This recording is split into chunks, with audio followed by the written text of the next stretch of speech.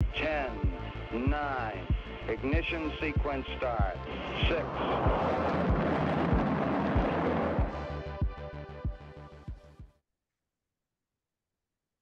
Hi, welcome to today's 10th episode of Launchpad. Launchpad is a series of videos under Rocket Fuel where we interview prominent members of the Rocket Pool and Ethereum communities. Today's guest is Rhett, who is the founder of Gravita protocol. If you watch Rocket Fuel, you've probably seen me mention Gravita a whole bunch of times recently. They're getting ready for launch. They've been going through audits, and Gravita is a lending borrowing protocol that's a friendly fork of Liquidity. I won't spend too much time talking about Gravita just yet because we'll be talking about that a whole lot in the second half of the video. But Rhett, I'd really like to welcome you to Launchpad, to Rocket Fuel. And how are you doing today? Doing great. So great to be here. Been a longtime follower of Rocket Fuel, so I'm excited to be on. I'm really happy to hear that. Thank you. So, Rhett, like, who are you? Like, can you tell me a little bit about yourself for people who might not know who you are? Sure. Yeah. I'll maybe I'll just give you a little bit of background of what I've been up to before and after entering crypto. So I'm based in Utah in the US. And I've been involved in crypto since about 2016, probably. Have always been really excited about the things that can be built on, smart contract platforms. But obviously, in those earlier days, it was a lot of ICOs and not a lot to do just yet. But have been investing in and following the space pretty closely since then. And got more directly involved the last few years. So I when DeFi kind of started to take off in more so in 2020, I was just over the top obsessed and was working in a field that I loved. Actually, I was a data scientist for a software company building a machine learning product. And if you had asked me in 2019, I would have told you I'll be there for the next 10 years at that company in that role. I just loved it there. And but I was so obsessed with DeFi that I was spending at least a full-time job's worth of time on DeFi all through 2020 into 2021, and just kind of out of nowhere just quit my job and decided to do crypto stuff full time. Even though I love my job. So I quit my job and just started doing some kind of free consulting and things like that. And then from there, I ended up working at a crypto asset manager for a while, which I also loved. I've done a lot of, I've used a lot of DeFi at an individual and an institutional level, and loved managing assets at an institutional level as well. But yeah, kind of ended up seeing this need that I felt like needed to get filled and others weren't filling it.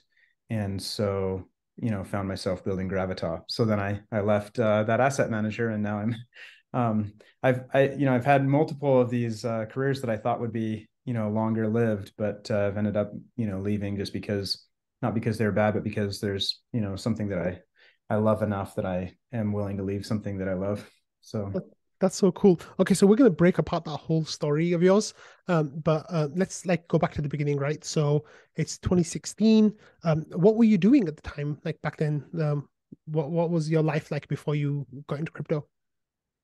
yeah, just working. And I had at that time I had actually gone through a career transition then too, from a career I didn't love into one I did. Had career transitioned in 2015, and kind of moved from an economics consulting into machine learning, and was just, yeah, working, enjoying my life. And one of my friends, I had heard about Bitcoin in the very early days, and I remember debating with some coworkers as to, like, just discussing if there was something there. And some were like really in favor, some were really against, and I was just like, I'm not really sure, I don't really know. um, but when I first learned about Ethereum was in 2016, and I was just instantly like, obsessed. And so I went and invested in it, and I participated in some ICOs, and I kind of assumed, well, a lot of these might go to zero, but it's a way for me to kind of, give support to some entrepreneurs trying to build things. Yeah. And I don't think I invested in any ICOs of any great quality. Yeah. There were some really great quality ones, uh, but yeah, from the early days was kind of more focused on the Ethereum community. Hmm. Mostly as an investor, just invested and kind of followed the space, but at a little bit of a distance. Did some mining too. Hmm. I had a pretty good GPU for mining, and I flipped that on and mined probably from 2016 through 2019 or so on that GPU, just as a way to kind of contribute, um, you know, to the blockchain in that way. But yeah, that's kind of what I was up to at the time. Do you remember how you heard about Ethereum? So I randomly saw the name. This is kind of like a random tangent, but a friend of mine, who's an economist, did some really interesting research on drug markets, Mm. and published in some economics research papers, and we were looking at some of these, these online. It was like the follow on to like the Silk Road. And so he pulled data from those and did this research. And I remember looking at one of these and saw that it was that they said you can pay with Bitcoin or Ethereum. And I was like, what's Ethereum? And I'm sad I hadn't heard about it earlier. And then that was that. Yeah. And then literally like, I don't know, 6 months later or something, a good friend of mine, that I would play a lot of StarCraft with, he just like randomly mentioned Ethereum to me, and I like almost immediately. So I had recognized the name as like, oh, it's a Hmm. cryptocurrency, and then I almost immediately just like became like deeply interested in that. Like Bitcoin, I found interesting in like 2010, but it's the smart contract layer that got me like really like sold on the space. Yeah. So yeah. So then what kind of rabbit holes did you go down in that period? Yeah, just mostly kind of the rabbit hole of like what sorts of things you could theoretically build Mm. on Ethereum, and then I remember listening to an interview with Rune Christensen about MakerDAO and Mm. what they were doing there, and that was like super mind blowing. It's funny now it's like so obvious, but at the time it was like, wait, can you like stabilize a stable coin in this way using ETH as collateral? And I don't know if it's possible, but it's really exciting, and was super stoked about like the possibilities of that. Yeah. Um, Probably besides ETH itself, MakerDAO was a thing that I was most excited about and most kind of curious. Like I can see how it logically might work, but it wasn't very clear. Like a lot of myself and a lot of the people that I remember talking to, it was like, it's a really cool idea. I hope it works, but who knows if it will, now it's like super proven. Yeah. So Yeah. Maker, of course, was one of the first major DeFi protocols, right? I think it started in 2018 or was it 2019, somewhere around then. And I yeah, remember a whole lot of people got liquidated yeah, with their yeah, unfortunate. CDPs. Yeah, Yeah. what a shame. But okay, so you started going down these rabbit holes. How was it like seeing the rise in ETH price from 2016 when you invested and you started like learning about it, these ICOs that you were going, and all the way through like 2017, it was pretty much just one big pump, right? Like the whole year. Like what kind of things were you thinking at the time? Like were you trying to trade? Like what was going on with that? I've never been a big trader, but I do remember getting really excited as it like kind of pumped. I remember it going kind of from the 200-ish range to like what was it, like 12 or 1400 or something like Yeah, that. And I 1400. was buying all the way up. And I remember when it dropped below 1,000, I said to my brother, I'm like, I think this might be the last opportunity to buy ETH below 1,000. And we both bought some. And then I didn't follow it super closely. I've never been like a short-term trader type. Mm. But I remember like kind of checking back in a little bit later, and it was like down to 700. And I'm like, oh, and I bought some more. And so I go to 400. I bought some more. And I'm the sort of person that like I tend to get more excited when something I value goes down than when Mm. it goes up. Like I don't want to see people get liquidated. Of So course. there's more pain associated with it now when I see people getting blown up. Uh and but at the time I would just check in periodically, and every time it went down I'd buy some more. And never really felt a lot of um, I never felt too worried about it. I'm like, yeah, if it goes to $10, I'll buy a lot more, and Nice. be glad for it. Um, but the run up was exciting, but then the meltdown of 2018 didn't bother me at all. I was like really grateful to be able to accumulate a little bit more, Mm. whereas like, and it's funny, I kind of feel mixed feelings, like even right now when I see ETH start pumping, the last few weeks there's been a few big up days. I feel this like, I don't have enough. Maybe like wait before you pump, So down markets in some ways are more exciting to me, except when I see people blow up. That is very sad to me. Yeah. So I feel that side of it more now because there's more DeFi and there's people who take leverage. Whereas Yeah. before, there was a little bit in MakerDAO, but that was really it. And so most people were just holding spot. Yeah. That's an interesting way of looking at it, because I was down, I think, 90% of my portfolio at one point in 2018 or 2019. And I was of the same persuasion as you, right? Like I was kind of following it a little bit more closely maybe than you were, but I bought more. Like my first ETH buy was, I think, in the 800s or something like that. And then my best ETH buy was like 120. So I bought a nice chunk of it there. And, you know, I was able to get my average price of ETH down to like low 300s, and that was fairly respectable. Like for someone I got in right at I I heard about ETH before, but I got in right at the top of the bull market in late 2017, early 2018. So I wrote it all out, and like now here we are, right? So, um, tell me about what it was like seeing like Maker launch and the first rumblings of like DeFi stuff, because you said that was something that super pulled you in. So what kind of projects were you hearing about? Like what was exciting about it? That's a great question.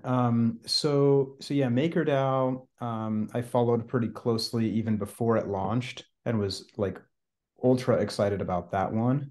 Um, and then I kind of didn't follow it super closely during the bear market. I accumulated some more ETH, and I was spending a lot of the time now that I'll spend like learning about crypto. I was, deepening my expertise in the areas of machine learning I was working in, Hmm. and was, very deeply, you know, uh, spending my time there. And so I would hear about things a little bit here and there.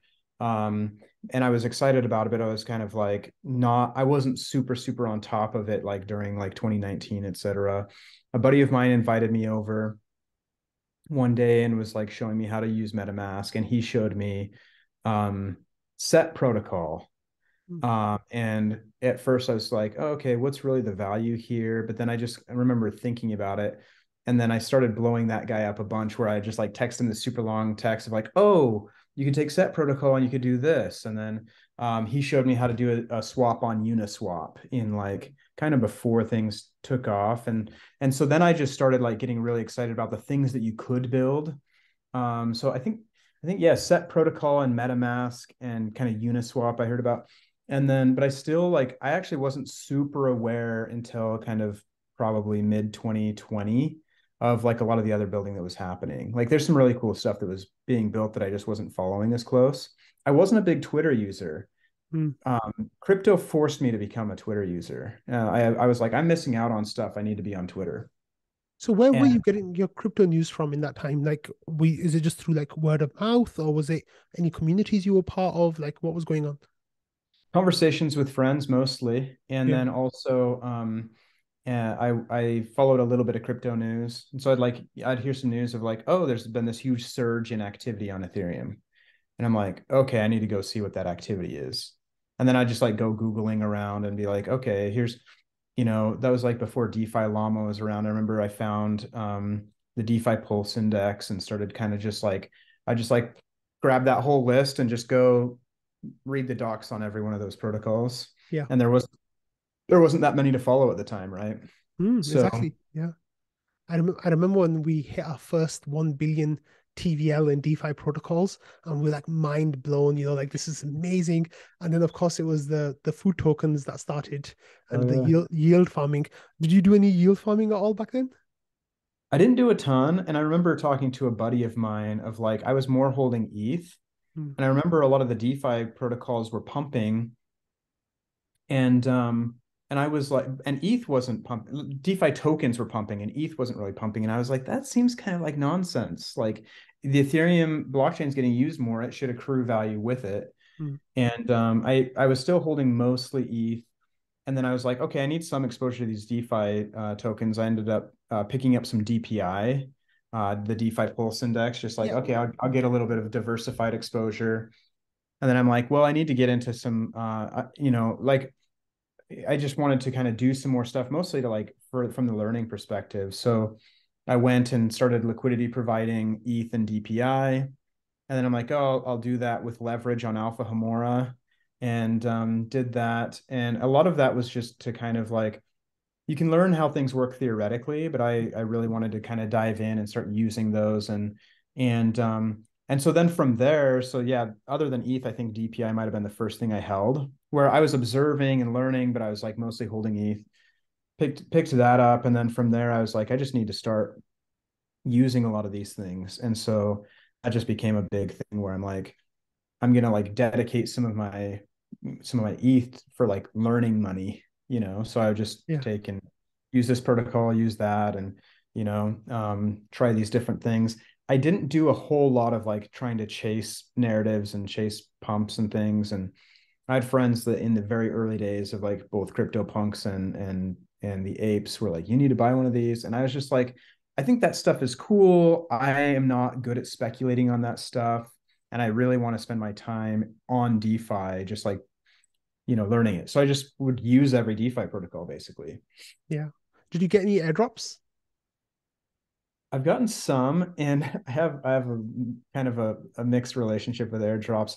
I tend to like, I'll take an airdrop and just hold on to it because I'm like, well, like I don't feel a lot of need to like, realize some gains. And because of that, sometimes I've been slow to claim because I'm like, well, I'm just going to hang on to it anyway.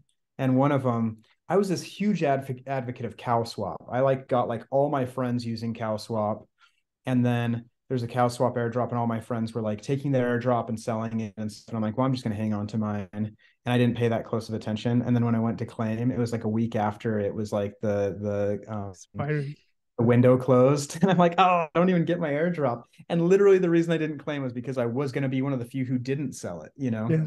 But I made sure, like with the most recent one, I got an ARB airdrop, and I made sure to actually go claim that one. And then I just, delegated my votes to someone. I kind of, I like supporting protocols that I'm going to use anyway. And then I just will kind of grab and hang on to their stuff. No judgment for those who go and sell airdrops. But for me, it's like, I don't have I don't really care to take a big opinion on ARB's valuation right now. It's like, I like what they're doing. I like what Optimism and the others are doing too. I'll just support them. They basically gave me some free money. I'll just hang on to it, Makes sense. Okay, so we have DeFi summer. Things are going kind of crazy. You're getting involved in all these DeFi protocols. That's when like this barbell theory emerged, right? Like you hold Bitcoin on one side and you hold DeFi tokens on the other side, and there's no real use for ETH. So the ETH price really stagnated over that time. Like there wasn't really doing much of anything. But of course, yourself, people like me, like we knew that this was like, volcano ready to pop, right? Like, so 2021 comes, we get bull market, like that goes kind of crazy.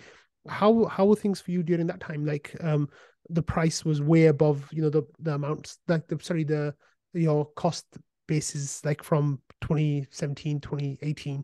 Like, what was going on with your thoughts at that time? Yeah, good question. Yeah, I've always been, probably ever since I learned of Ethereum, I've been incredibly optimistic. And so when price started going up, I again kind of like in the 2018 era when it dropped below 1,000, I'm like, that's the last time it'll go below 1,000. So when ETH was pumping to 4K or whatever, I was like, 40K is right around the corner, is what I thought. Yeah. And yeah, so that was kind of my viewpoint. And so I bought a ETH all the way up to 4K, and I don't regret buying it at 4K. Again, I'm not like a trader type. Yeah. I'm very much into using my assets productively in DeFi. Like if I'm going to hold ETH anyway, I'll go use it productively and earn yield on it.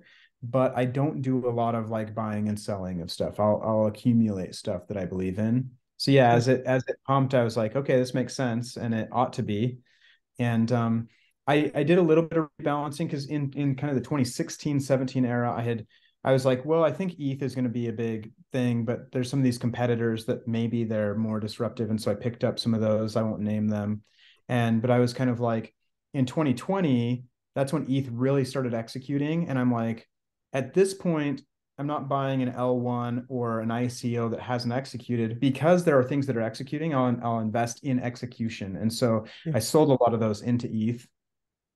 And then, some of them pumped later and I didn't actually have any regret at all. I'm like, Yeah. invest in things that are delivering real utility to the world. That's what I'm kind of more about. Yeah. So yeah, I remember talking to a friend when ETH hit 4K and I was like, yeah, I think it hits like 20K by, this year or whatever. And I was way off. So Everyone was way off. I remember this guy Squish Chaos. He gets mentioned in trading sometimes about how he wrote the 77-page paper that was his kind of like thesis about ETH 150K, and he was like a proponent of the super cycle theory and saying that like we're gonna go up and there'll be all this premium and stuff. And I loved that paper. I read the whole thing and I was like, this is so great. And I guess what ended up happening, of course, we didn't hit 150K, but the ideas, like it really plants ideas in your mind of what's possible and where things might go, and like it kind of reframes your perspective of how to think about ETH.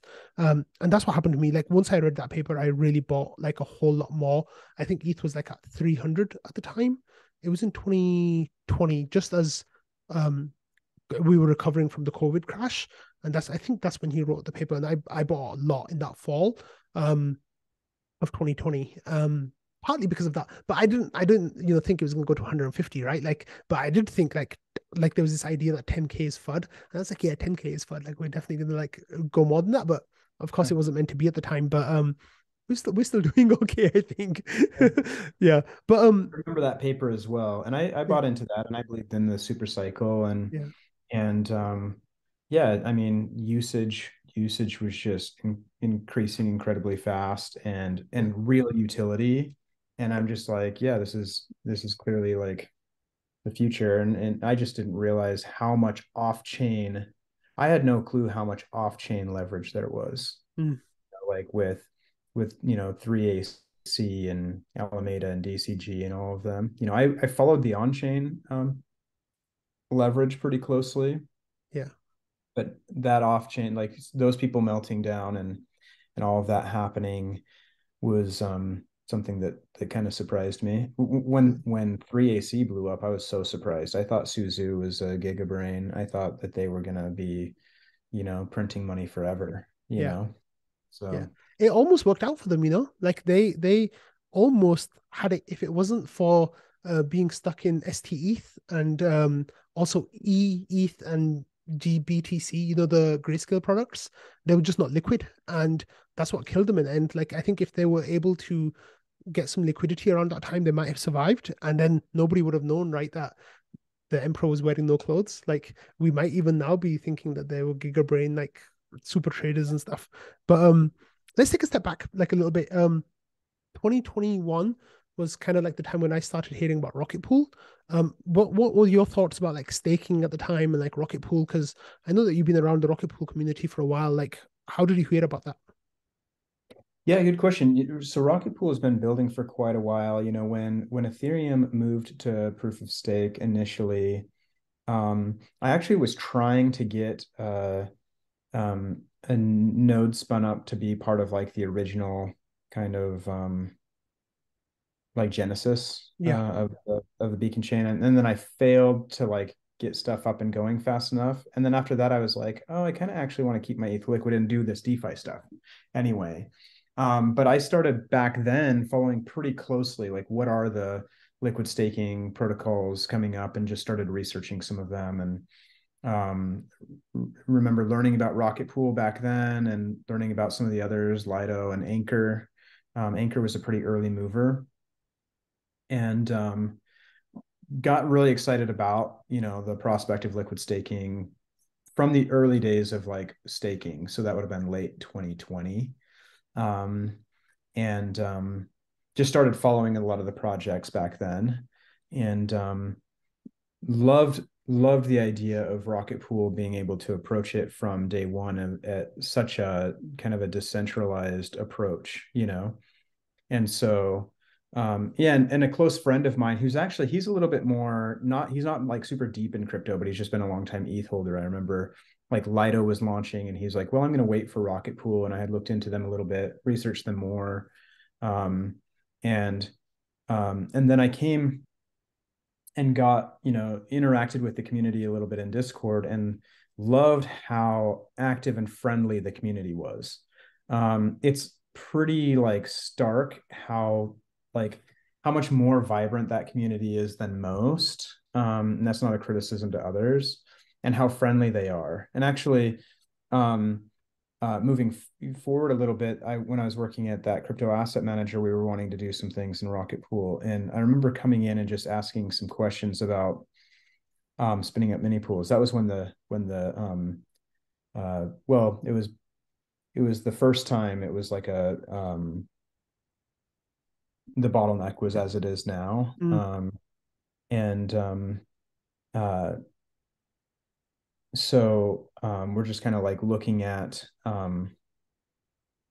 liquid staking versus running mini pools and stuff, you know, and just like exploring what that looked like. And I remember coming in and asking some questions, and multiple Rocket Pool people just jumped in and started answering my questions, were super friendly, DM'd me, introduced me to other people to like kind of help me like understand some things from like the needs of an institution. And and yeah, it was just super awesome community. Like a lot of these, and this isn't a criticism, but a lot of DeFi protocols are like, you know, you'll have the team answering the community's questions, and then you have users. Sometimes it's a small subset of users because it's like a complex enough protocol that really only professionals use it or whatever, and that's fine. But the Rocket Pool community is like just like this huge, awesome like group of friends, it feels like. So immediately in coming in there and interacting with people, I was just like, I felt super welcome and really appreciated the community. Yeah, that's great. So let's take a step back, right? So you were doing your machine learning job that you absolutely loved. What was like the reason why you jumped and like got a crypto job? Like what were you thinking of? And when did that happen exactly, if you don't mind me asking? Yeah, um that would have been, was that late 2021? Okay. Um So right at the peak of the bull market. yeah, it's funny. I was like not sleeping enough because I was working a full-time job. Mm, And I was spending more than a full-time job's worth of time on crypto. Like I was spending so much time on crypto. And and I was dating someone who, she was just like, hey, why don't you just quit your job and do crypto? And I was like, that's not a good idea. I like love my job, first of all. yeah. Um, and she said that to me on a Thursday. And on Friday, I had a one-on-one with my boss.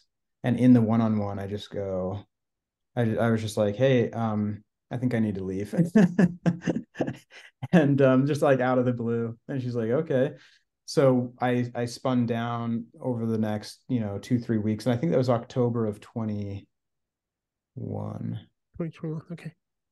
So just as we were coming up for the second peak, basically, of the bull market, Yeah. it must have felt good to be like, yeah, I made the right decision over those next like 6 weeks to 2 months at that point. Yeah. Yeah. So I left there and I didn't have anything lined up. I just Hmm. quit. Yeah. So then I just started doing free consulting to a lot of projects, you know, various, just kind of coming in and just helping out where I could, various DeFi projects, etc. So how And did you get involved with that? Like, what was your process? Is it just because of contacts you had made up over the years, or was it like what was happening? yeah, so I'd like just jump in Discords and help people out and just be like active in communities. And like I've always enjoyed crypto educational stuff. In fact, I did like for a little while, I did like a weekly Twitch stream with a buddy on kind of DeFi educational stuff. So just come in and answer questions and do stuff in protocols that I was a user of. And then I had friends who knew I was into crypto who would like, a friend here in Utah just reached out and introduced me to a couple of like crypto startups in Utah, and they needed some advice and things. And so I just go help them out and not charge them anything, just, Yeah. you know.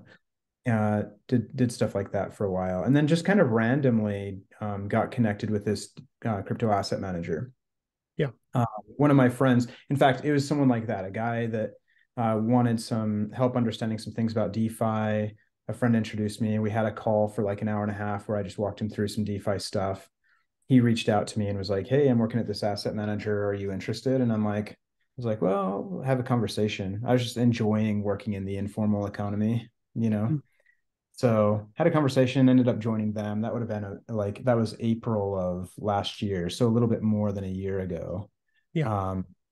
Um, joined that asset manager, doing yeah, basically just institutional DeFi, all things DeFi. So but yeah, from October of 21 till April of 22, I was just like floating around, helping out whoever, just like not really worried about, getting paid. Just thought I'd just help out where I could. And what was like your family or like the, your close friends and stuff? What did they think about this decision of you to like just quit this job that they've probably heard you saying you loved for years, and then all of a sudden you just like quit and you're doing like this crypto thing that I guess I don't know how like into it your family were, but like what were their thoughts about the whole thing?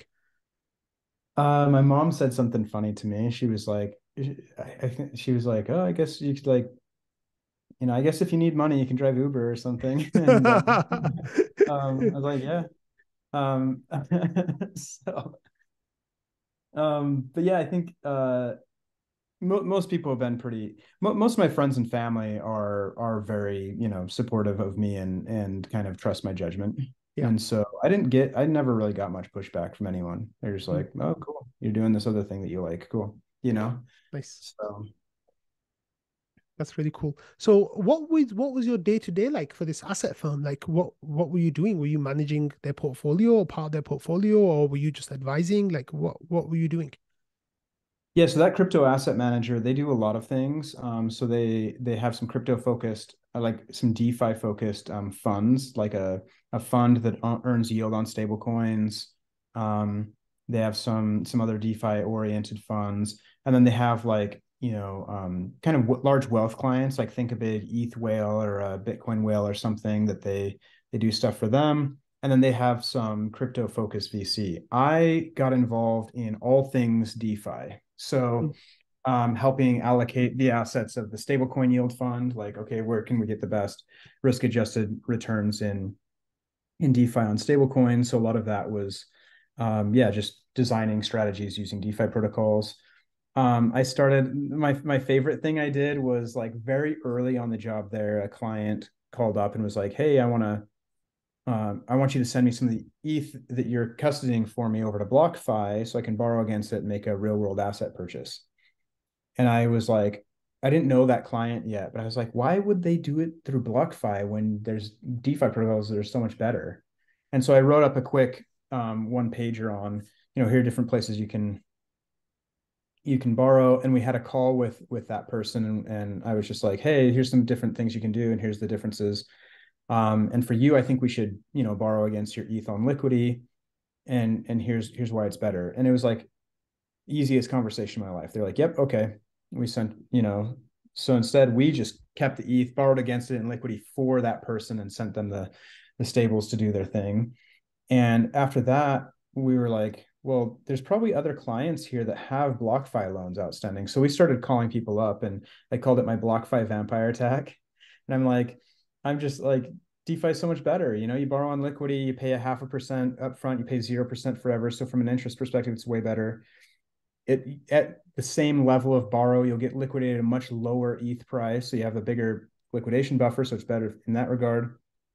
And then, it turns out that BlockFi blew up as well. I didn't expect that at the time. yeah. So I call that DeFi as a service. Did a lot of that, where just reach out to clients and said, hey, what are things you're wanting to do with your assets that we can kind of help you with? And a lot of them, like I said, were borrowing on BlockFi, and then we just moved them over to DeFi, Um, mostly Liquidity. how many Uh, people were you able to get out of BlockFi? like a handful of like large. Um, I bet uh, they're so happy with you right now. Yeah, yeah, that yeah, yeah. I yeah. think I think they're pretty grateful, and I was really happy about it too. Um, because it's like, okay, this person, I figured I'm going to save them a lot of money in interest payments. I didn't realize that we're also saving them their entire Portfolio, yeah, ETH stack, which is a big deal. absolutely. Um, and then there's some that company also has some kind of crypto VC funds, and I got involved in those whenever it related to DeFi. So the VC team would invite me, like if they're talking to a DeFi team, I'd go join that too. So everything from generating yield to DeFi as a service to, DeFi VC was involved with all of that there. And yeah, did that for a while. And I also thought I'd be there for a while, but Gravita pulled me away. So Maybe now is a good time to actually talk about liquidity, right? So it's you mentioned it a couple of times just then that you were trying to get people into liquidity. Was it a protocol that you were using, like that was like one of your favorite DeFi protocols at the time? Like what was it about liquidity that you felt confident sending your clients towards? yeah, good question. So as I mentioned, kind of the first DeFi protocol I got excited about was MakerDAO, and I'm still a fan of them. And I feel like in a lot of ways, Liquidity kind of improved the MakerDAO model. So when Liquidity launched, I was extremely excited and have been a fan and a user for a long time. And I felt like they improved the MakerDAO model in a lot of ways. They have some unique, interesting ways to help LUSD stay stable, the debt token of the system. They're immutable, which is amazing. And the stability pool for liquidations is like this ultra efficient liquidation mechanism. It also ends up being a great way to DCA into ETH if you're a stablecoin holder. You can just convert your USDC into LUSD, throw it in their stability pool, and you'll just be capturing ETH when people get liquidated. And then their fee model for long-term borrowers is incredibly compelling. You pay an upfront fee that's generally 0.5%, and you never pay a fee again. And so for someone who's making real world asset purchase, and they're like, if you're borrowing against your ETH to buy a home and you plan on like paying that down over 30 years, a one-time 0.5% fee amortized over 30 years is incredible, right? So I think they're the most censorship resistant. The immutability is a superpower of theirs that is hard to duplicate. Ultra like battle tested, they've been through ups and downs, and the system has worked super well. And so I had a very high degree of trust in them. And then their fee model for long-term borrowers is just incredible. So that was one of the things, like for these users that these clients of my previous employer that were wanting to do long-term borrows. I'm like, I just showed them the options of Aave is great. Here's what the interest rate looks like. It's variable, but it's low. MakerDAO is great. Here's what the interest rate looks like. It's also low, but Liquidity for a long-term borrower is just like much better generally. So I was kind of like, all of these are great options. And then the other thing about Liquidity is because their liquidation mechanism is so fast and efficient, you can borrow 90 cents on the dollar at Liquidity, whereas like MakerDAO can't allow such aggressive borrowing because liquidations happen through this, auction mechanism that needs more of a buffer, et cetera. And that also is a huge deal. So when there was the kind of 3AC Celsius meltdown, one of my clients that we had moved into a Liquidity loan on any other platform, for sure on BlockFi, and also on any other platform in DeFi, would have been liquidated. Yeah. But they weren't because they had that bigger buffer. And so, yeah, for all of those reasons, I've been a really big fan of Liquidity for a long time.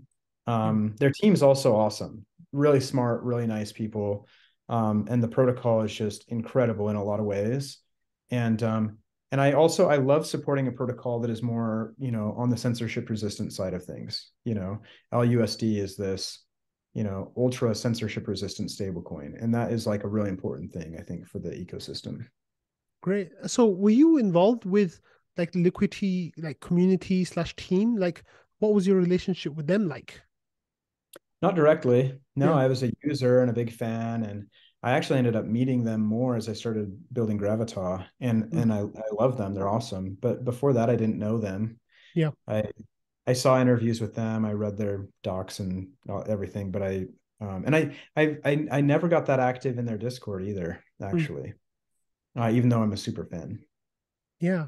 Okay, so I guess that's a really great time now for us to talk about Gravita. Okay, so of course you're the founder of Gravita, and let's talk about what is Gravita. Like, can you tell me a little bit about like the elevator pitch that you have for Gravita?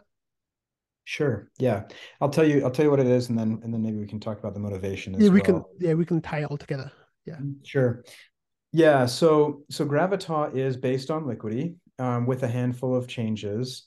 Um, those being Liquidity takes just ETH as collateral. We are multi-collateral, meaning you can borrow against ETH, you can borrow against our ETH, and other liquid staking tokens. We're focused on liquid staking tokens as collateral. So multi-collateral Liquidity. We still have the stability pool for liquidations like they do. And whereas in Liquidity, when someone gets liquidated, you're always capturing ETH. In ours, if you're in the stability pool, you'll capture whichever collateral type that they were borrowing against, which is going to be ETH and liquid staking tokens.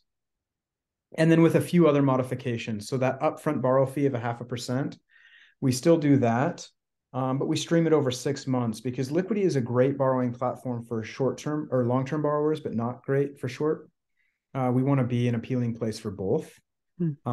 So that 0.5% borrow fee, if you borrow for 6 months or more, it's the same as Liquidity. If you're borrowing for less, it's more like about a 1% APR because it's a 0.5% streamed over 6 months. So a few modifications there, and it's really focused on supporting liquid staking tokens and really like benefiting and helping them grow, and especially helping like high quality minority liquid staking tokens grow. We think that the Ethereum community at large will benefit as if the liquid staking kind of category is able to grow and also be highly diverse. Great. Okay, so let's go back to Liquidity now, right? Like, so you basically were interacting with Liquidity for your clients, and then how did the idea of Gravita come to you? Of like instead of having just ETH as the collateral, instead you'd have these LSTs as collateral. Like, what was the thinking there? Yeah, good question. For a long time, probably even before I was doing that for clients, I had this view that a protocol like Liquidity can be really good fuel for growth for the collateral types that they support. It brings a lot of utility to whatever collateral types they support. And I remember looking and seeing that most liquid staking tokens don't have much DeFi integrations. Just kind of felt like this is a really high quality type of protocol, and this type of protocol can be really helpful to these things. And I actually went and had some conversations in various communities, including the Rocket Pool community, and was like, hey, has anyone thought about building this? This would be really helpful. And some people were like, yeah, that would be great, but no one was building it. And then I got someone to introduce me to Liquidity's team, and I had a call with them and said, hey, this is what needs to be built, and here's why. Have you guys thought about building this? And they said, well, we can't upgrade Liquidity to do that because it's immutable, and we're building other things. So at that point, I actually did not ever plan on founding a DeFi protocol, but I just felt like there was this huge need for a protocol like this to support liquid staking tokens, and no one else was building it. And so I was like, well, I guess I'm going to build it then. That's amazing. So So when were these conversations happening, and when were you having these thoughts? I kind of had been kind of iterating on the idea and kind of what modifications I would make to Liquidity, et cetera, from quite a bit earlier. That would have been probably kind of probably like even as far back as like late 2021, Hmm. in kind of Q1 or 2 of 22, was starting to have conversations, and saying, reaching out to some communities. That would have been maybe like around this time, 2022, was talking to people in some of the communities, talking to, I can't remember if I talked to Liquidity by then, but around May or June was talking to people in Rocket Pool, people in other communities, talked to the Liquidity team.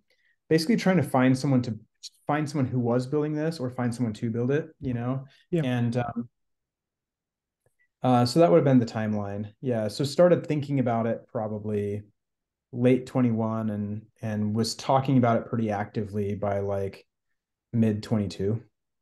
Amazing.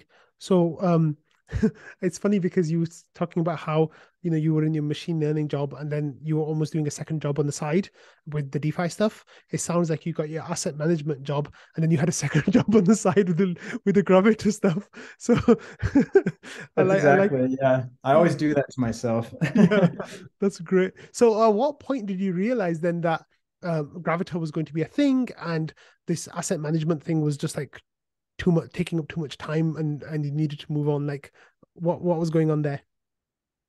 Yeah, good question. So started kind of working on Gravita probably like July or August of last year was when we started working on it. You know, convinced a few people to join the effort, started doing some building, and by probably fall of 22 was like, when this gets closer, I'll need to move on Yeah. from my asset management job. I was like super over levered again already and was like, I'm going to need to move on before too much longer. And ended up winding that job down like December or January of this last year. So I did both at the same time for a while. Hmm. But it became too much pretty quickly. It's like I was way over levered when I went into DeFi, which is why I just quit my machine learning job, and then like very quickly over levered. And so I'm like, all right, I need to wind this down. So I did both for the first several months. Was very like transparent with my employer about what I was building. They were really supportive. But it was like this, doing both at the same time is like unsustainable. So Yeah. by late last year, I buttoned that up and then have been focusing on this. Wonderful. So with the early conversations with Liquidity, you said that they were quite productive, right? And in fact, the paperwork for Gravita says that you're a friendly fork of Liquidity. Can you just explain a little bit about what that means? What does it mean to be a friendly fork of something? Yeah, good question. So there's a number of ways that will be friendly to Liquidity. So friendly forks, you'll see it not super often, but occasionally, and it can include anything, from like airdrops and integrations to revenue share, etc.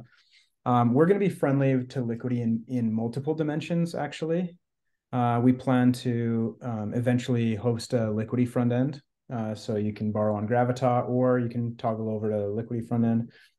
We think LUSD is a really important stable in the ecosystem, and so we'll likely do some co-incentivized pools with our debt token Grai and the debt token of Liquidity, which is LUSD, to help kind of grow its network effect.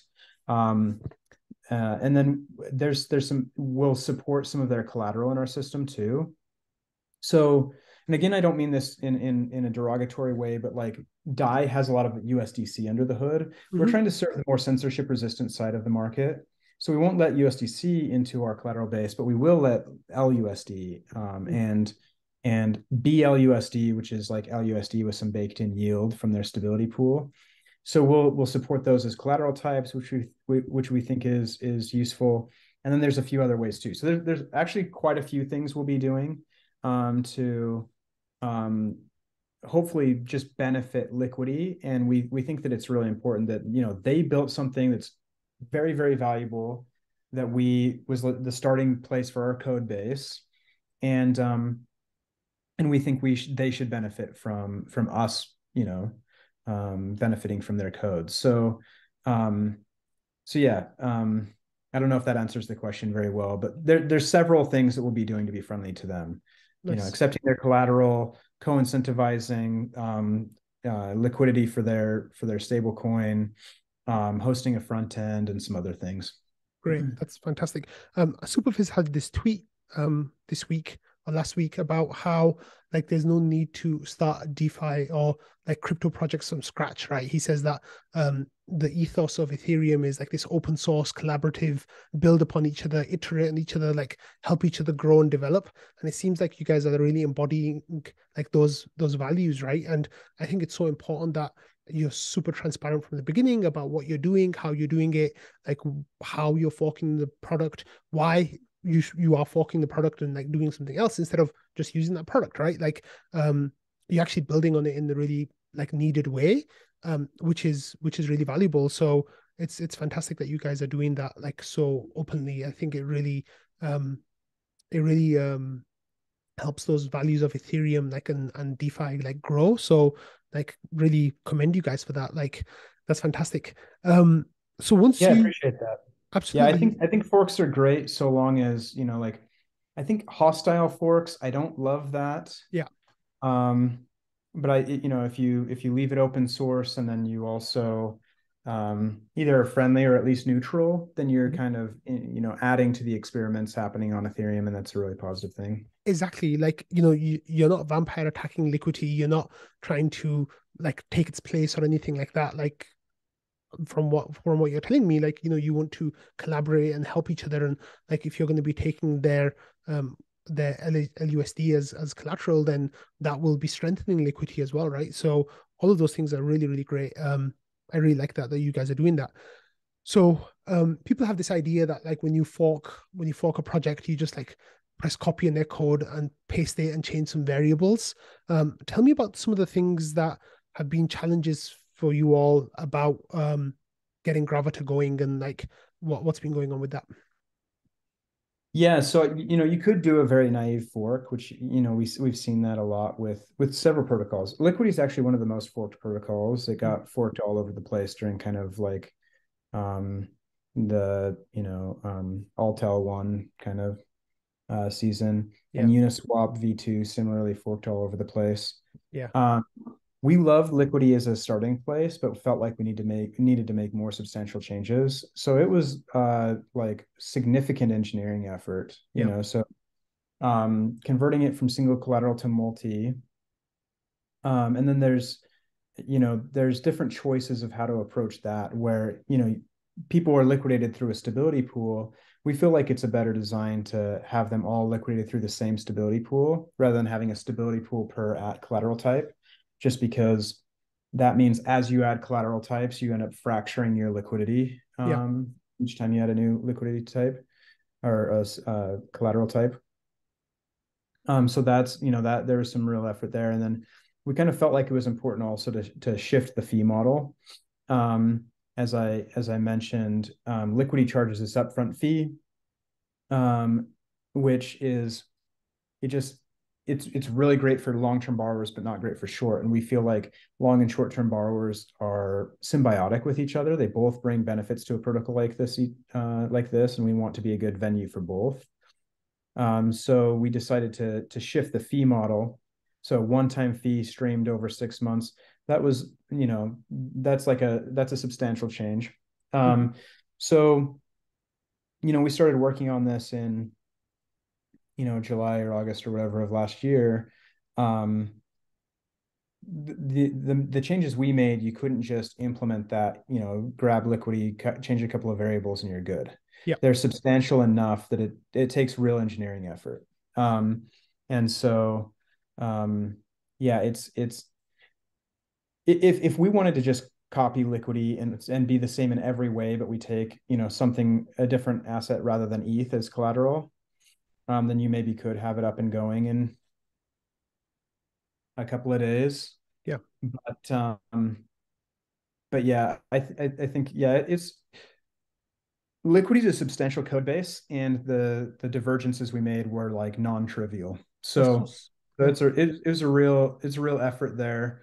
And I have a lot more respect for DeFi builders now. Is that like even if you are not building something from scratch, even if you're forking from someone else, if you're doing it in a careful way, it's like it's a real challenge. So. Absolutely.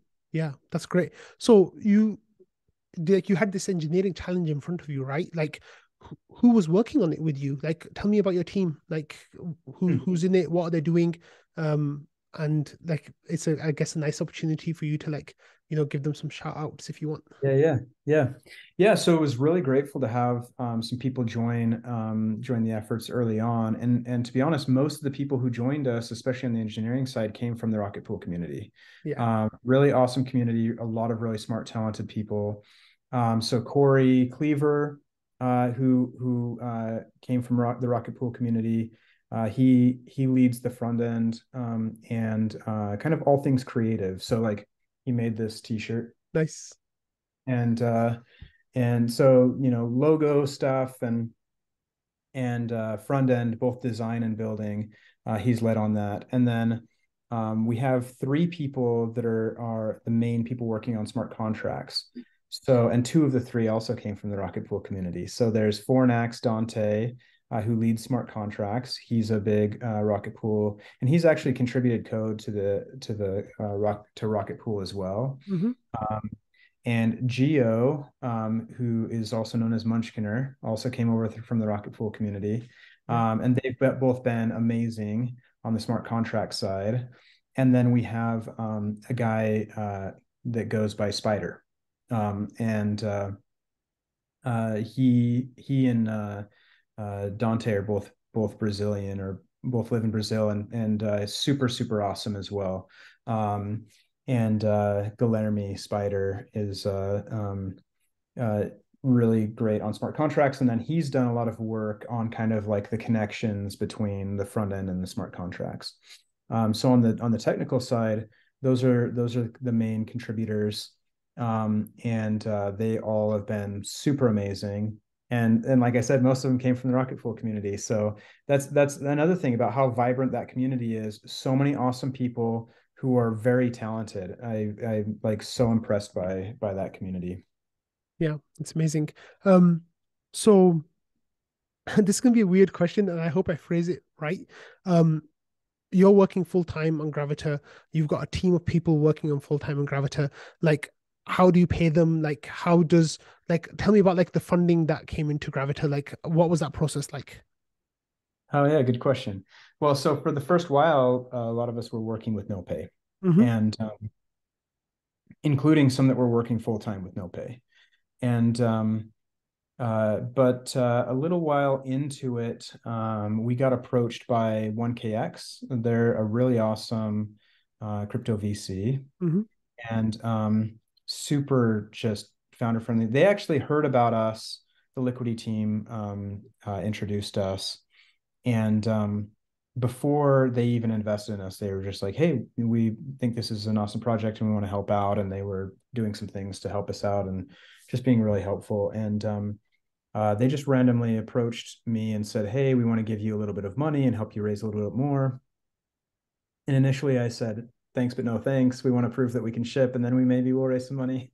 Yeah. And they were like, "Well, we think it's a good idea because you'll be more likely to succeed, and here are the reasons why." And they were right. Mm-hmm. It's like, well, some of these devs are working full time without pay. I need to pay them, and also, guess what? It turns out audits are really expensive, and so we did this kind of small angel round that 1KX led, and then we had a few other angels join us, and so then was finally able to start paying some people who had been working for a little while with no compensation at all. Yeah. And then that gave us a little bit of money to pay for audits as well. So we didn't go seek out funding. Yeah. And we're just, I'm grateful. We just like randomly were put in touch with them, and they liked what we were doing, and helped us raise a little bit of money. So that's where the fundings come from. Wonderful. And how has it been for you? Like, being a founder, going from, someone who worked as a consultant and worked in machine learning and worked in DeFi, like how has it been transitioning from all these jobs that you've done to being a founder and now leading like people and like kind of um being the focal point of a project, right? Like kind of being the face of it, being the the person who people look to about this project. Like how's that been for you personally? Good question. So, I love nerding out about DeFi. So building DeFi has been really nice. Building in DeFi has been really nice. It definitely is a higher stress role than other roles that I've had, Yeah, where there's certain things that, maybe wouldn't be naturally what I would, choose to do in a given job role. But, there's a lot of things where, just need to kind of make things happen. yeah, And yeah, learning new things. I've never tried to fundraise before. So that was interesting. Obviously they approached us, but that going through that whole fundraising thing was something that was new for me. So yeah, lots of new things, much more um, diversity in my day to day than in past roles. Um, and I am like DeFi obsessed. So being able to build in DeFi, I think is like I like that. I like being able to nerd out about optimal mechanism design, and then actually like we can implement it. wonderful. So Yeah, that aspect I like the most. I spend a lot of time thinking about how these systems like how I think that they ought to function best, and then um, kind of designing those and kind of figuring out roadmap of features and things. I think that aspect's a lot of fun. that sounds exciting. Yeah. Um, Tell me about what your let me just think for a second. Um, how has your standing in crypto changed since you've kind of like taken on this founder position? Because I met you in East Denver, right? And how was that experience for you as a founder? Like, how are people talking to you? How are they approaching you? Like, tell me about that a little bit. That is a good question. Um, yeah, so I've never, mm, yeah, I don't know. I don't really know. I feel like I don't know if people have treated me differently before or after. I've gone to some other conferences before founding Gravita, interacted with a lot of great people, and then did this time too. And I super love the crypto community and love being a part of it. And I felt like before I founded Gravita and after, people are very friendly and welcoming and like always like looking for ways to like benefit each other, I feel like in a lot of cases. Yeah, And so, when I was working for an asset manager, meeting with various DeFi protocols and, different builders and things, um, or even when I was just like in the community, I don't know, I feel like the community's always been very welcoming and they're just as welcoming, but yeah, maybe not more so. I don't know. I feel like it's, so far, I don't know if I've noticed a difference actually. Um, Yeah, you'll have to ask me about that again in a year or two. I don't know. yeah, Um, and I don't know if things change like after you've launched and then, whether it's successful or not. I don't know if that affects things. I kind of hope it doesn't. Um, I like the just friendly, open community. And I kind of like how the community, for the most part, doesn't like I don't feel like there's like a lot of hero worship or things like that in the community, with yeah. the exception of maybe Vitalik, which is well earned. So, um, yeah, it's just people are just friendly and encouraging. That's one thing that I've really appreciated too, is that, we're trying to build something useful and people have been very kind and very encouraging. And I've been pretty grateful for that. Absolutely. Okay, so next is a slightly different topic, I guess. As you know, like in crypto in the US, especially over the last few months, last 6 months or so, I guess, maybe after FTX collapse, there's been like this idea, and I don't know like what your thoughts about it are, that like crypto is kind of getting cracked down on, especially by politicians, certain politicians from one side party compared to the other. Um, how has it been for you as like as an American trying to start a crypto project in the US? Like, has it given you like what have been your thoughts about it? Like, what's going on with you with that kind of regulatory stuff? Question. I'm pretty disappointed in the US for not being more friendly. Some places have been more friendly, like Utah is trying to be as friendly as they can. They passed a law this year to like legally recognize DAOs. So some states have been great and some cities have been great, but the nation as a whole is not, or like at the federal level, and the SEC has not been, Yeah. I think, where it should be. Uh, we're not legally organized within the US, and that is reflects negatively on the US. It's not a friendly place to be. And most of the team is not in the US, actually. I Hmm. named some of the team members. Yeah. Everyone I named is outside of the US other than myself. And then there's some people who are contributing who are others who are here as well. Um, but yeah, I personally think that um, crypto is a massive positive technological development, and the US ought to embrace it and seek to be an important place where this stuff is built, just like they did with as the internet emerged in the 90s. Most of the most important tech companies were built in the US, and I feel like yes, some have not been as friendly as they ought to be, and it is truly driving innovation overseas. Hmm.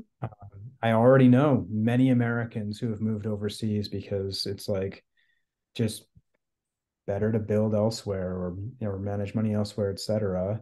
And so yeah, I'm pretty disappointed in some of that. I think there's likely to be some change, um, specifically at the SEC. Gensler, my perspective on him is that he is less informed than some people realize. It's like, well, he taught crypto at MIT, but it's like I've heard him talk about Uniswap and he doesn't know how it works. And he has admitted that he's never owned or used Hmm. crypto. And but on the other hand, like Hester Peirce is like has a really good perspective. So my hope is that people like him will move on with their lives and we'll get some people who are like more informed. Um, I also think crypto companies and DeFi protocols, etc., don't have any interest in like if there was reasonable uh, regulations on crypto, I think crypto organizations would be very excited to comply with them. Hmm. You know, the builders in DeFi are good faith actors trying to build a better, more fair, more resilient, you know, um, financial system. So I don't know. Yeah, I've been pretty disappointed in the US, honestly. Yeah. And I love the US. I'm American. I grew up here. Um, and it has historically been like a hub for innovation, but it's I don't know. I'm not super happy about it. I think there's been people in both parties that support and are against, but like some really prominent people on the left have been less supportive. I just hope that like in the next election cycle, it'll be shown that it's unpopular to be anti-crypto, and then that might normalize things a little bit more. Yeah. Interesting. Okay. So if you don't mind me asking, like, how is Gravita going to avoid some of those regulatory issues? Like, maybe you've already answered it partly by, saying the team is not US, but are there any other measures you'll be taking to try to keep yourself safe, basically, from any potential legal issues? Yeah, so we have legal counsel that we're approaching things in a way where we feel like we're being you know uh, ethical and safe. And Gravita team will pass on control of the system to the DAO after we start distributing the token and spin up the DAO. So that won't be live right at launch, but we'll end up decentralizing control and power over the system. Um, and yeah, we're trying to approach things in a way where the system and the token and everything function in a way that's like healthy for the system and ethical, but also not gonna bring like regulatory issues. We've been pretty careful in how we've like fundraised. That's where some people have gotten in trouble before as well, which is like it's tough because like, okay, if you need money to spin up a project, how can you raise that in a way that's safe? And some of these ICOs have gotten in trouble, so we didn't obviously go that route. Mm-hmm. Um, so yeah, we've consulted some really high quality, crypto attorneys on how to approach things in a safe way. Yeah. And then yeah, we're just trying to do things in an above board fashion where there's nothing to criticize, hopefully. Well, maybe not nothing to criticize about what we've built. I mean, there's different people can have different views on design choices and things like that. But I mean, Yeah. like, yeah, nothing. Yeah. So I don't know if that answers that super well.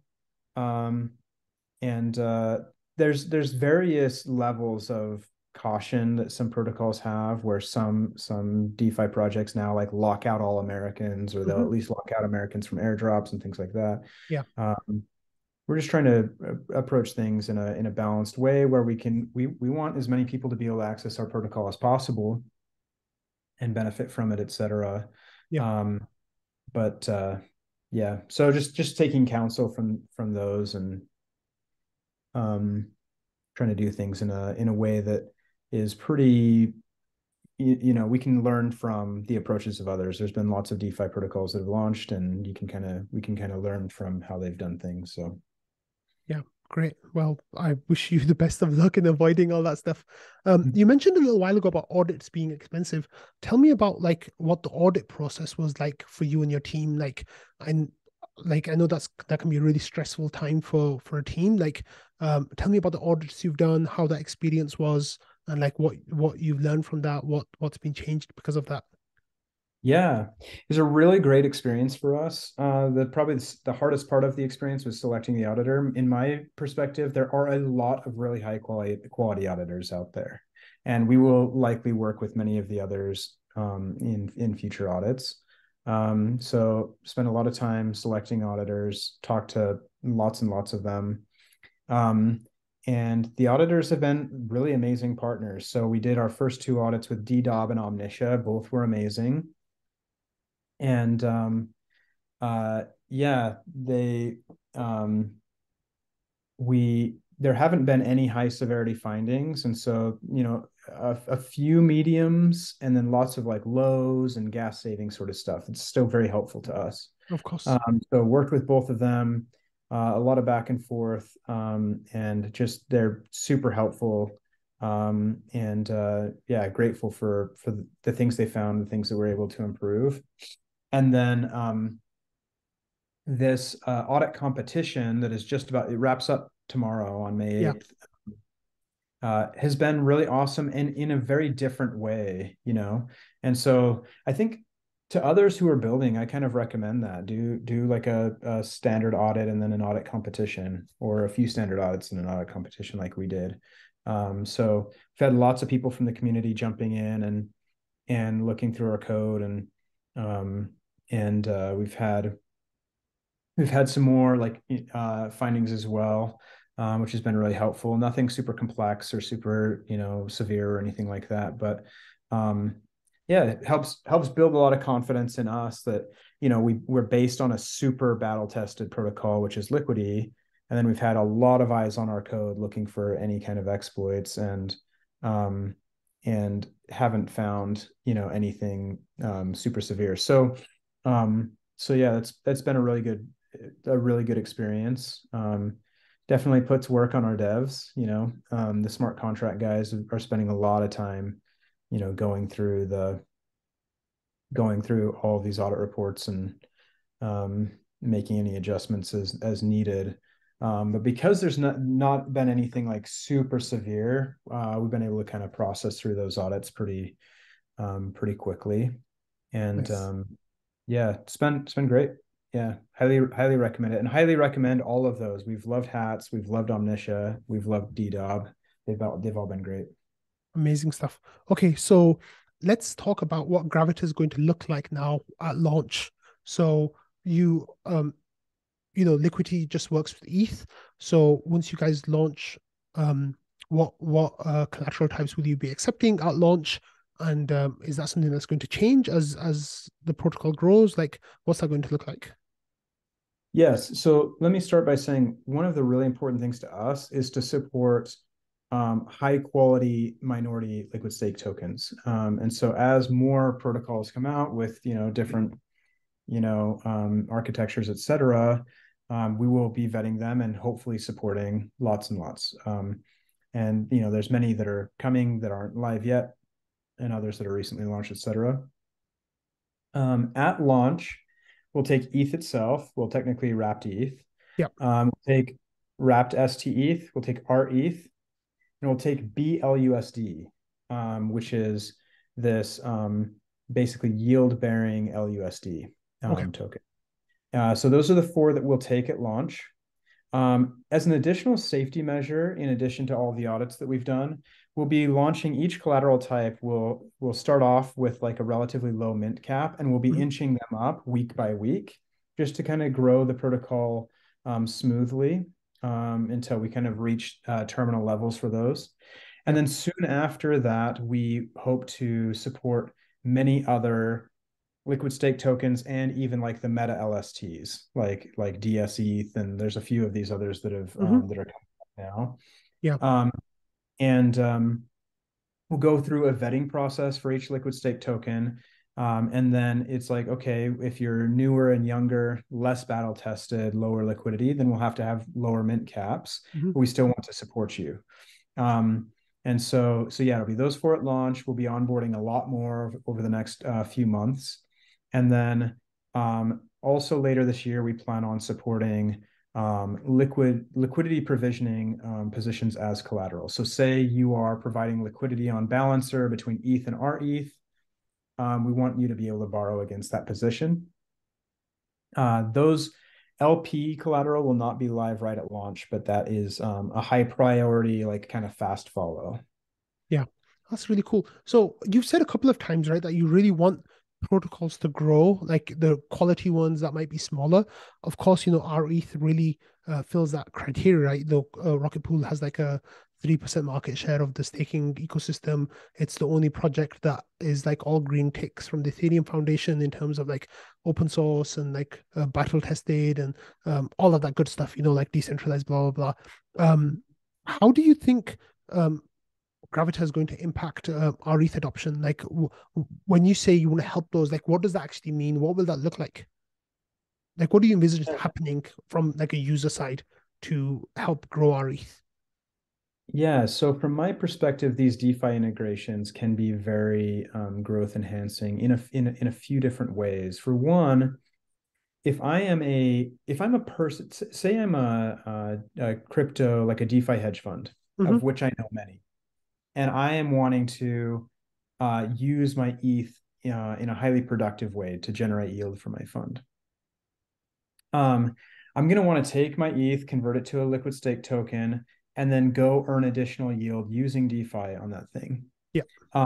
For our ETH to be able to have those that utility makes it so that a person who otherwise maybe wouldn't hold our ETH in their portfolio, now they will. So I know multiple DeFi-oriented hedge fund managers that will do things like they'll take a liquid stake token, maybe they'll lever it up, and then they'll go hedge out some of the leverage so that they're capturing higher yield from the staking, but maybe they're not actually like super degen, if that makes sense. A lot of those hedge fund managers want to kind of diversify what liquid stake tokens they're doing that with, but there's less opportunity. So one is you just, for a given person, especially a DeFi user that says, do I hold liquid stake token A versus B? If B now has things you can do with it in DeFi, your likelihood of holding that goes up. Yeah. So that's one thing. Another thing, so there's a number of ways that you can use a protocol like this. So one, you can just go leverage up, take RETH, mint against it, swap that into ETH, wrap it back into RETH, and go, 2, 3, 4, 5 times levered. Yeah. And that, in the short term would drive more deposits into the deposit pool. It also is going to put you more at risk. And I'm not here to tell people what to do. I don't tend to take a lot of leverage myself. I have been burned by leverage before, and I don't want to be burned again because I value my ETH too much. Yep. But there's a group of people that can do that, and that can drive more adoption. But there's lower risk ways to use these protocols too, where you can say, hey, I'm just going to mint some of the debt token, right?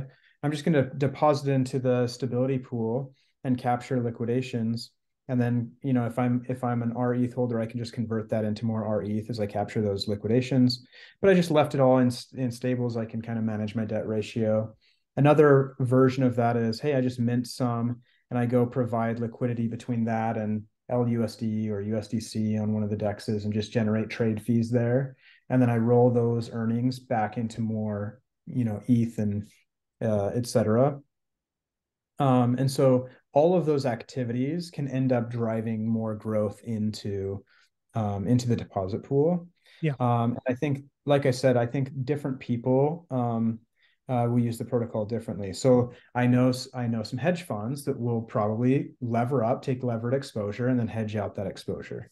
I will probably do just more safe things, mint, leave it in what's minted, and then either provide liquidity on a DEX or deposit in a stability pool, and just use that as a method of like adding a little bit of yield to my holdings. So like I said, any of those things, they have kind of variations in like how risky they are, but all of them for a token like RETH can end up driving additional deposits into the deposit pool in different ways, if that makes sense. Absolutely. Yeah, that's really great. Thank you. I really hope we've got like nearly 100,000 ETH worth of space in the deposit pool right now. So Yeah. if any of those hedge funds want to take that up, they're more than welcome to. Let's talk about like the risks involved, right? So you said that liquidity, you were talking about liquidity before, about how the possibility of getting liquidated is a little bit better than some of the other protocols that are out there. I'm sure Gravita will be inheriting some of those qualities. So can you tell me a little bit about how that would work? Like, how am I less likely to get liquidated by taking a loan out using Gravita than I would be using Aave or MakerDAO? Yeah, good question. So at day one, the max loan to value, the amount of money you could borrow against a given amount of collateral for wrapped ETH will be the same as liquidity. It's a 90%. So you could borrow 90 cents on the dollar. If you borrowed right up to that, you'd get liquidated like right away if you dipped in price, right? Yeah. But that's the max. For the liquid stake tokens, initially it'll be more like an 80% rather than a 90%, but that's still much higher than most other venues. And again, it's because we can process liquidations much more quickly and efficiently. And then we'll likely even kind of bump those closer up to the ETH level as the liquid staking kind of ecosystem matures. Yeah. So there's a bigger buffer there than you'll find in other places, and it's lower cost than you'll find in other places. And so in both of those ways, it reduces your risk somewhat, right? Because if you have an ongoing borrow fee over time, that will kind of erode your loan to value buffer, I guess you could say. So being lower cost and then also allowing a higher loan to value makes it a little bit of a better venue in that way. But it's still something to be cautious with. Again, there are some people who have the expertise and the desire to lever up, and by all means. But for people like myself, I like to stay cautious with assets that I value so much. Yeah, of course, that makes a lot of sense. I'm actually kind of surprised that the loan to value like percentage is so high there. Like that, like if you borrow up to like you said 90% or even 80% like the LSTs, that means like what, like a 25% decrease in the price would mean you'd get liquidated. Is that right? Like I don't fully understand DeFi stuff as well as you do. Like No, what would that's that look okay. like? Yeah. So the idea here is so you're not going to borrow right up to that limit, right? Of So course. if you had $100 of ETH, Yeah. let's actually take one of the liquid stake tokens. If you had $100 of RETH and you Mm-hmm. borrowed $80, that's Yeah. the max you could borrow, which also means you'd be right at the liquidation threshold. Okay. But what you would likely do instead is you say, I'm going to take $100, I'm going to borrow 20 or Mm-hmm. 30. And then either, if you want to go levered, then what you'd do is you'd take that and you'd convert it into more RETH and you'd roll it back into your collateral. And so then now you have, say, $130 of RETH and $30 of borrow. So your loan to value is pretty low. But if ETH falls in price a lot, then you're like approaching that buffer, Yeah. right? So let's like, for a simple example, you say, okay, you borrowed, you borrowed $20 against 100, and then you just went and made a real world purchase with that. So you still have $100 of collateral and $20 worth of borrow. The price of ETH needs to fall far enough that the $20 is 80% of the value of your collateral before you'd get liquidated. Yeah. Right. And so that's a pretty far drop, and it's a larger drop than you see in most like competing platforms. Mm. And so the way to kind of compare them is you say, if I had $100 of RETH and I wanted to borrow against it in platform 1 versus platform 2, borrow the same amount. I borrow $20 here or $20 here. At what ETH price would I get liquidated? Yeah. In each platform? And in ours, it's a lower ETH price because we allow a larger loan to value. Does that make sense? Yeah, absolutely. Yeah, that's really interesting. One of the things that I've been talking about on Rocket Fuel recently is Aave E mode, right? And people using that to kind of hyperstake on their ETH. I think so. The idea is that you deposit your ETH. You mint RETH. You take RETH to Aave. They give you like 95% LTV, loan to value, but because the peg is like so tightly controlled, the chance of liquidation is very, very low because you'd have to move those percentages, which is not as well. Of course, it's possible because it happened with STETH nearly, or it did happen with STETH, but that way of hyper staking is not what you guys are doing, right? Like, it's not gonna let you fold it that many times, and that, of course, would be a lot more degen because you're getting like a USD stablecoin type of a thing back, not ETH back. Am I understanding that right? Like, you are right. Yeah. Yeah. So hyperstaking, your borrow has this basically the same denomination as your collateral. You're putting up RETH, which will basically track ETH, and you're borrowing ETH, which means you can wind up the leverage really high. Yeah. And yeah, if RETH doesn't diverge in price, you're just arbing the difference between the staking yield and the borrowing cost. Right. Yeah. And that's a really great thing.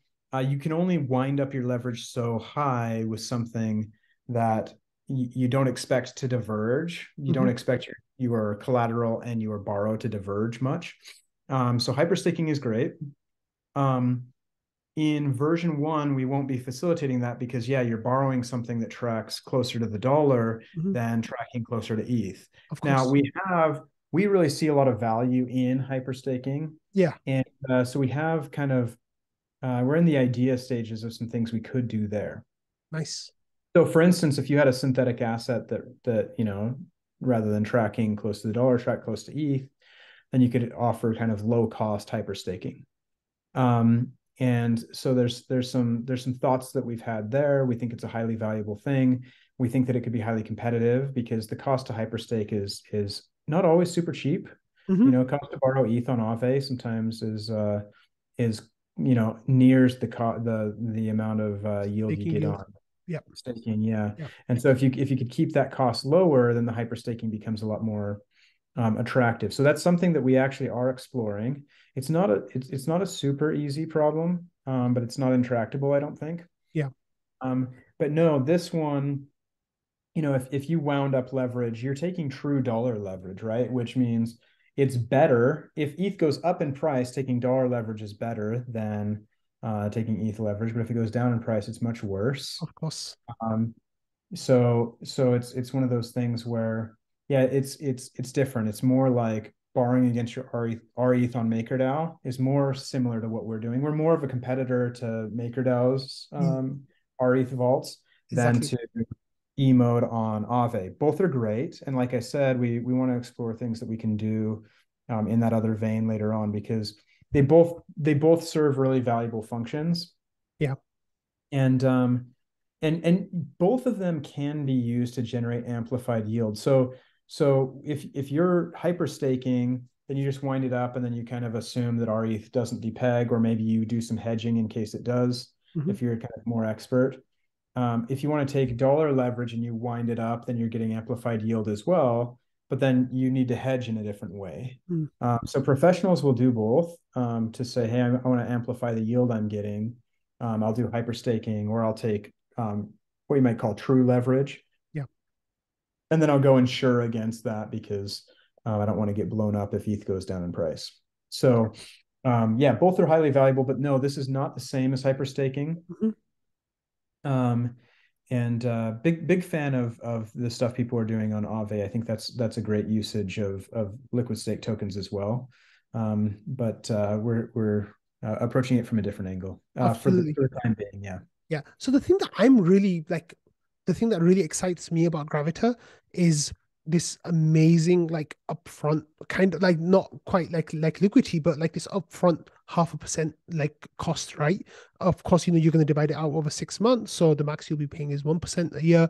But that fixed 0.5% is incredible in this high interest rate like era that we're living in right now.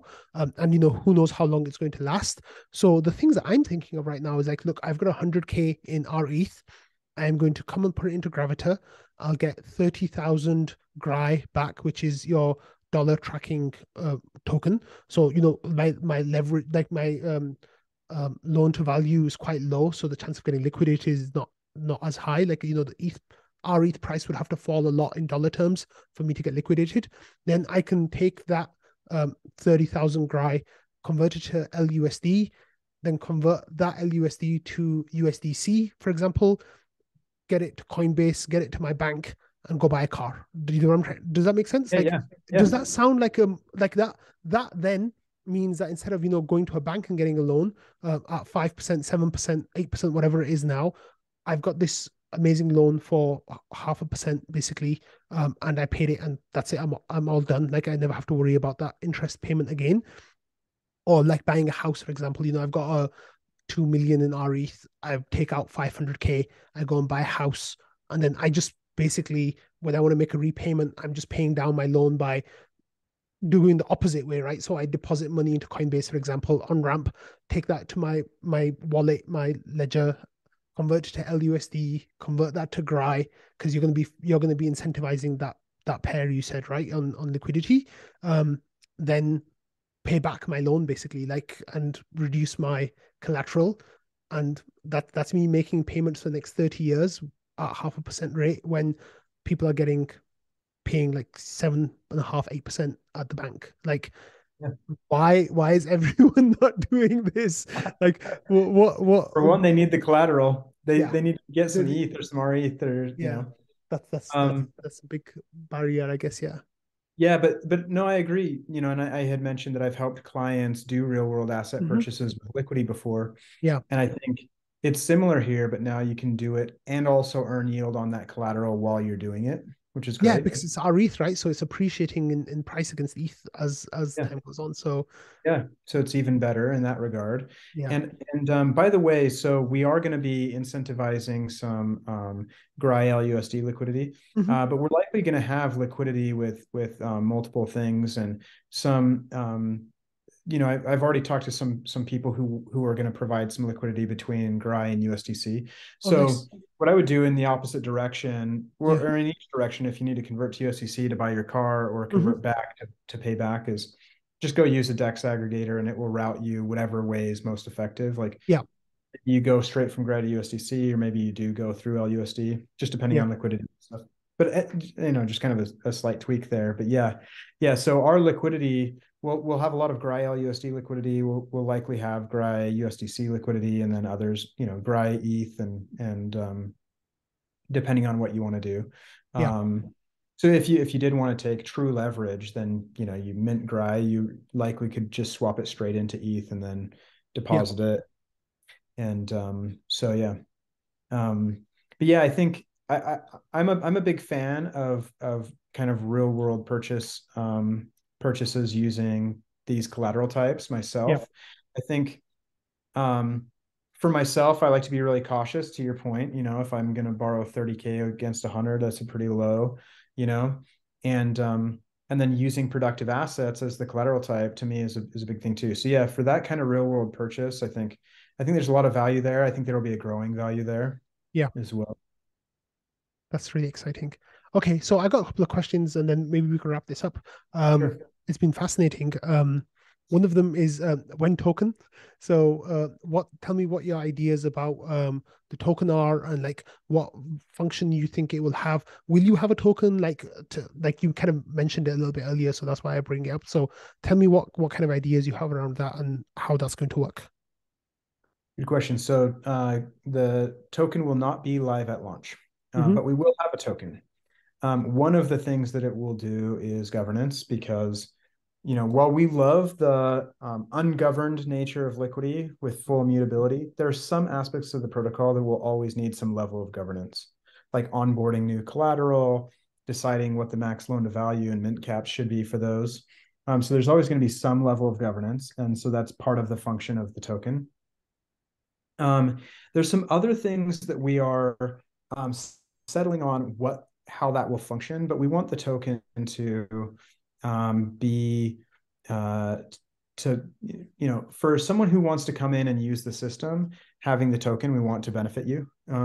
And so there's some things that we won't announce just yet, but it'll be more than just governance, but governance will be there. Yeah. And then we really want the holders of our token GRVT. We want them to be values aligned with the whole purpose of the protocol was to be a force for good for both decentralization of Ethereum and censorship resistance. And so we want good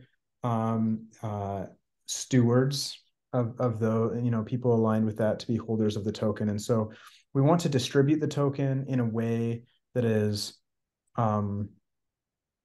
both fair and ends up like getting the token into the hands of people who are aligned with that mission, if that makes sense. Absolutely. A lot of the token is reserved for the community and things like not a lot has gone to investors or team. So there's, the overwhelming majority of the token is still there, and we want to get it into the right hands. And I don't know if that answers the question very well. Yeah, that's great. And then the last question is when Gravita, like, what are your ideas for launch? When can we get involved with that? Yeah, great question. Thank you. Thanks for asking. So, our audit competition, which is our third audit, wraps up tomorrow, May 8th. And we think we're going to be able to launch soon thereafter. So we are planning for a mid-May launch. I won't give an exact date just yet, but very soon. So in the next few weeks, you'll be able to come in and use our system. That's so exciting. Actually, let me just ask this. Do you know what the caps will be in like day one of Gravita's launch for like our ETH? Good question. So we have been kind of finalizing some of those things lately, and we want there to be enough room that like people aren't just locked out Hmm. right away, but we want them to be low enough that we can gradually kind of grow the system. It's looking like it'll be maybe something like low seven figures will be the max mintable against our ETH on day one. Hmm. Um, but somewhere in that range. And then we're going to be pretty active. Like, if on day one those mint caps fill, we want to raise them again quickly to let people come use the system who want to. Yeah. But we just think that's a good safety measure. And so some of that will depend on demand, right? So if the mint caps are filling very fast, maybe we even raise it more often than twice a week. But we want to be able to facilitate people, but just utilize that as another safety measure. Yeah. Very open to feedback from the community. If there's a lot of people who are saying, well, we really want to use this on day one, and that mint cap's going to be pretty restrictive for us, then we're open to bumping it up or raising it more quickly as well. But that's what it's kind of looking like right now. Nice. That's really great. Rhett, is there anything that you'd like to add that I didn't ask you? Any topics that you think might be useful for people who are interested in Gravita to learn about before you guys launch some point soon? Good question. So, we're very open to questions and feedback. We've got a Twitter and Discord. Feel free to come join. And also, I'm probably going to make myself available in like some Discord hangouts and Twitter spaces for people to just come ask questions. Someone who, if there's anything that wasn't answered here, if someone wants to come and ask us some questions about design, or even like, hey, what are ways that I could use the system, et cetera. Very, very open. And there's lots of different ways to use the system, right? Like I have a friend who's just sitting on some stables that they've been meaning to DCA into ETH, and they're like, well, maybe I just convert that to GRI and deposit in the stability pool. So they won't even be opening up a debt position. They'll just use the stability pool as a way to convert to ETH and LSTs at a discount, basically. Yeah. So feel free to reach out. I'm on Twitter. We're on Discord. Want to answer all your questions and make it the best experience we can for people who want to use a system like this. Yeah, tell some of the rocket poolers on your team to reach out to me, and I'll be happy to give you guys shout outs on Rocket Fuel as you got these like events planned. And you should definitely come on one of the Rocket Pool Twitter spaces as well and kind of explain how you are integrating RETH into Gravita. I think that will kind of open it up to a slightly different audience from what Rocket Fuel has. So I think that'll be really useful for you all too. Yeah, would love to do so. Yeah, thank you. Stay in close touch. I'm really excited, Rhett, to see what Gravita's growth is going to be like. I'm really rooting for you all. Fornax, I absolutely love, and the other people like Munchkiner and others who I've talked to from your team, they're all really cool people. So I really want you to like have the best success, and I'm definitely going to be cheering you all on. And I really think you guys are all doing some really cool stuff. So congratulations on everything so far, and good luck for your launch, whenever that might be. Yeah, thanks so much. I really appreciate it. And I'll definitely be cheering you all on actively on Rocket Fuel and from the sidelines as well. So thank you for coming on. Thank you for explaining what Gravita is and telling us a little bit about yourself. And we'll look forward to seeing launch and all the good stuff that will come with that. Yeah. Thank you. Yeah. Thanks so much for having me. Of course, it's an absolute pleasure. Talk to you soon.